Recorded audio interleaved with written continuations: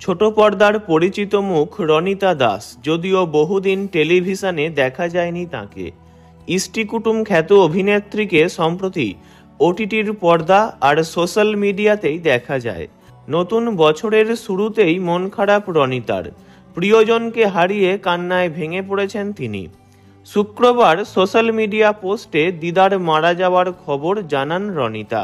অভিনেত্রী লেখেন, 22 দিন ধরে হাসপাতালের বিছানায় কঠিন লড়াই লড়েছেন নিরুপমা দেবী, কিন্তু শেষ রক্ষা হয়নি। 18 দিন ভেন্টিলেশনে থাকবার পর অবশেষে মৃত্যুর কোলে ঢলে পড়েন তিনি।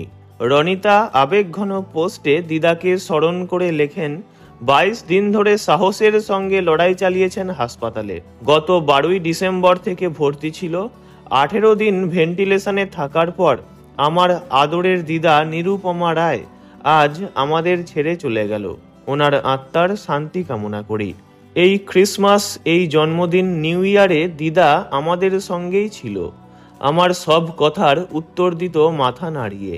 যখন আমি হাসপাতালের বিছানায় ওনার হাত ধরে বসে থাকতাম, আমার ছেলেবেলার কথা মনে পড়তো। কি সুন্দর ছিল দিনগুলো, যখন দিদা আমার হাত ধরতো, আমাকে আগলে রাখতো আর শর্তহীন ভালোবাসা আর আদরে ভরিয়ে দিত। দিদার মৃত্যুর মাঝেও রনিতার মনে একটা স্বস্তি। এতদিন পর দাদুর সঙ্গে হয়তো পরপারে দেখা হবে দিদার। তিনি লেখেন, আমি প্রচণ্ডভাবে দিদাকে মিস করব। তবে জানি দাদু এতদিন দিদার অপেক্ষা করছিল পরপারে। সেখানে নিশ্চিতভাবে ওনার আত্মা শান্তি পাবে। এরপর রায় পরিবারের ঐতিহ্য আমার মধ্যে বেঁচে থাকবে।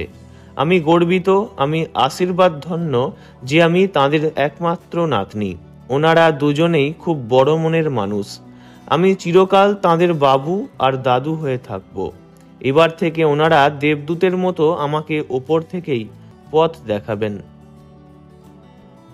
ভিডিওটি এই পর্যন্তই। বিনোদন জগতের সব রকম খবরাখবর জানতে চ্যানেলটি অবশ্যই সাবস্ক্রাইব করবেন। ধন্যবাদ।